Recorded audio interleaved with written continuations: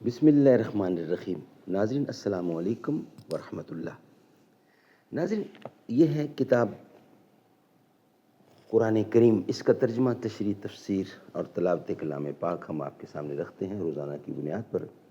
آج کا episode number 35 اور وی لاگ نمبر 455، پیج ہے 481، معارف و مسائل اور شان نزول۔ ناظرین، یہ کتاب جس کا ٹائٹل ہے معارف القرآن، جلد نمبر 2، سورۃ آل عمران سے لے کر سورۃ النساء تک، پارہ نمبر 3 کا رکوع نمبر 9 سے لے کر پارہ نمبر 6 کا رکوع نمبر ہے 4۔ رائٹر ہیں اس کتاب کے حضرت مولانا مفتی محمد شفیع صاحب عثمانی رحمۃ اللہ علیہ، مفتی اعظم پاکستان۔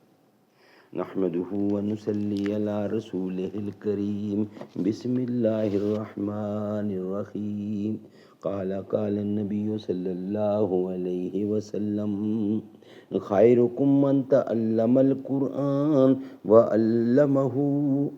بہترین لوگ وہ ہیں جو خود بھی قرآن پڑھیں، دوسروں کو پڑھائیں، سکھائیں، لکھائیں، سمجھائیں۔ دربار وطن میں جب ایک دن سب جانے والے جائیں گے، کچھ اپنی سزا کو پہنچیں گے، کچھ اپنی جزا لے جائیں گے۔ اے خاک نشینوں اٹھ بیٹھو، وہ وقت قریب آ پہنچا ہے جب تخت گرائے جائیں گے، جب تاج اچھالے جائیں گے۔ اب ٹوٹ گریں گی زنجیریں، اب زندانوں کی خیر نہیں، اب زندانوں کی خیر نہیں۔ جو دریا جھوم کے اٹھے ہیں، تنکوں سے نہ ٹالے جائیں گے۔ ناظرین، معارف و مسائل، شان نزول۔ الم تر الی الذین قیل لهم کفوا ایدیکم۔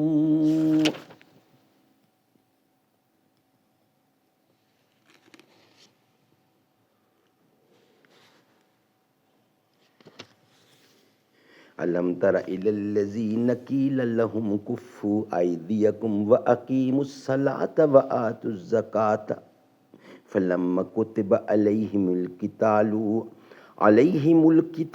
اذا فریق منہم یخشون الناس کخشیۃ اللہ او اشد خشیۃ وقالوا ربنا لما كتبت علينا القتال لولا أخرتنا إلى أجل قريب قل متاع الدنيا قليل والآخرة خير لمن اتقى ولا تظلمون فتیلا۔ مکہ میں ہجرت کرنے سے پہلے کافر مسلمانوں کو بہت ستایا کرتے تھے۔ مسلمان آپ کی خدمت میں حاضر ہو کر شکایت کرتے اور رخصت مانگتے کہ ہم کفار سے مقاتلہ کریں اور ان سے ظلم کا بدلہ لیں۔ آپ صلی اللہ علیہ وسلم مسلمانوں کو لڑائی سے روکتے تھے کہ مجھ کو مقاتلے کا حکم نہیں بلکہ صبر اور درگزر کرنے کا حکم ہے، اور فرماتے کہ نماز اور زکوٰۃ کا جو حکم تم کو ہو چکا ہے اس کو برابر کیے جاؤ، کیونکہ جب تک آدمی اطاعت خداوندی میں اپنے نفس پر جہاد کرنے کا اور تکالیف جسمانی کا خوگر نہ ہو اور اپنے مال خرچ کرنے کا عادی نہ ہو تو اس کو جہاد کرنا اور اپنی جان دینا بہت دشوار ہوتا ہے۔ اس بات کو مسلمانوں نے قبول کر لیا تھا۔ پھر ہجرت کے بعد جب مسلمانوں کو جہاد کا حکم ہوا تو ان کو خوش ہونا چاہیے تھا کہ ہماری درخواست قبول ہوئی، مگر بعض کچے مسلمان کافروں کے مقاتلہ سے ایسے ڈرنے لگے جیسا کہ اللہ کے عذاب سے ڈرنا چاہیے یا اس سے بھی زیادہ، اور آرزو کرنے لگے کہ تھوڑی مدت اور بھی قتال کا حکم نہ آتا اور ہم زندہ رہتے تو خوب ہوتا۔ اس پر یہ آیت نازل ہوئی۔ حکم جہاد نازل ہونے پر مسلمانوں کی طرف سے التوا، حکم کی تمنا کس وجہ سے ہوئی؟ ناظرین، یہ ہیڈنگ ہے، حکم جہاد نازل ہونے پر مسلمانوں کی طرف سے التوا التواء حکم کی تمنا کس وجہ سے ہوئی، یہ ہیڈنگ ہے۔ حکم جہاد پر مسلمانوں کی طرف سے مہلت کی تمنا در حقیقت کوئی اعتراض نہ تھا، بلکہ ایک لطف آمیز شکایت تھی، جس کی وجہ یہ تھی کہ عادتاً ہوتا یہ ہے کہ جب آدمی کو انتہائی تنگی اور تکلیف پہنچتی ہے تو اس کے جذبات بھڑک اٹھتے ہیں، اس لیے ایسے وقت میں انتقام لینا زیادہ آسان ہوتا ہے، لیکن آرام و راحت کے وقت اس کی طبیعت لڑائی کی طرف آمادہ نہیں ہوتی۔ یہ ایک بشری تقاضا ہے۔